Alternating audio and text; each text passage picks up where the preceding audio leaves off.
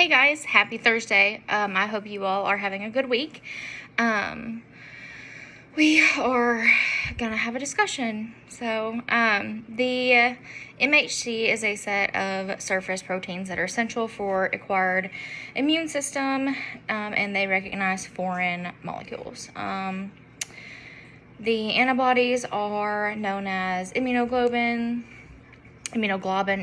however you say it, and it's represented by the I and the little g, and those are the Y-shaped proteins that we made a model of earlier in this class.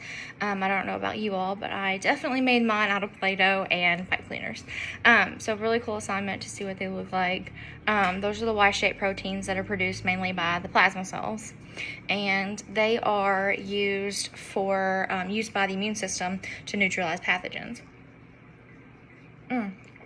So the antibody or the immunoglobulin structure is made up of the two heavy chains and the two light chains, and then those chains are then held together by the disulfide bonds that we made in the model. I know, you're okay. The MHC group is a group of genes that code for proteins found on the surface of cells, and they help the immune system recognize the foreign substances. So these MHC molecules mediate interactions of leukocytes, and they also, MHC molecules are very important when determining the compatibility of organ donors.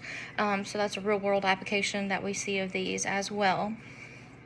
The class 1 MHC molecules have the beta 2 subunits, and they are only recognized by the CD8 co-receptors.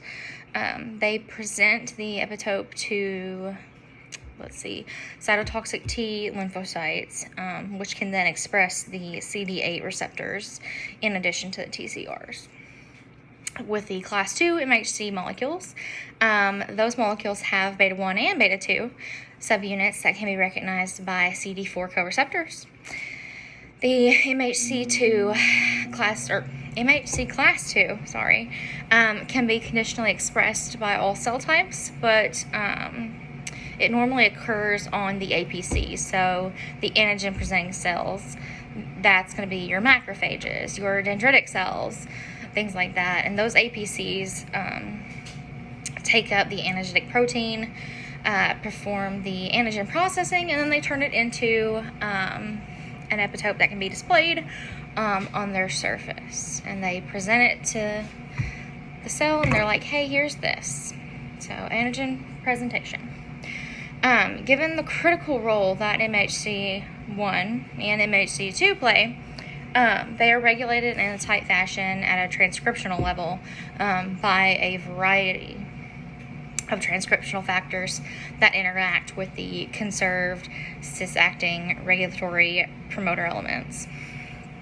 When it comes to the genes, in humans, the MHC gene, or the MHC region, is on the chromosome 6.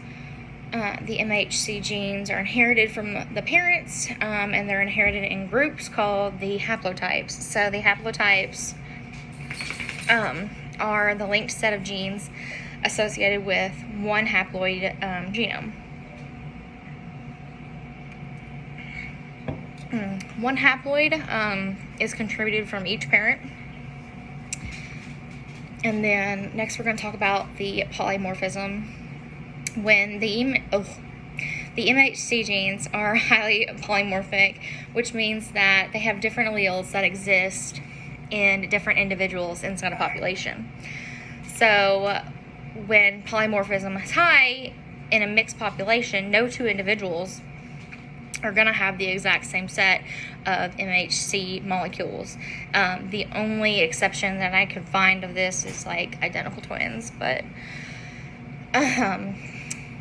the evolution of the MHC polymorphism ensures that the population will not succumb to a new pathogen or a mutated one.